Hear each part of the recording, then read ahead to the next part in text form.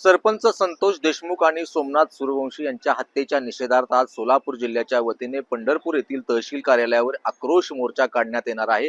सकाळी 11 वाजता हा मोर्चा पंढरपूरच्या तहसील कार्यालयावर धडक मारणार आहे।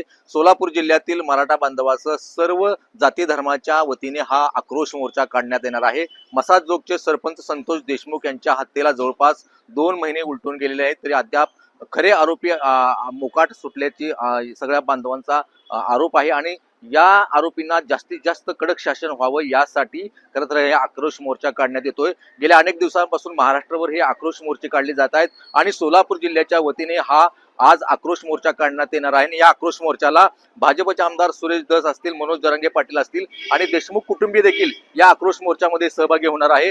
छत्रपती शिवाजी महाराज चौकातून आक्रोश मोर्चा पंढरपूरच्या तहसील कार्यालयावरती धडक मारणार आहे।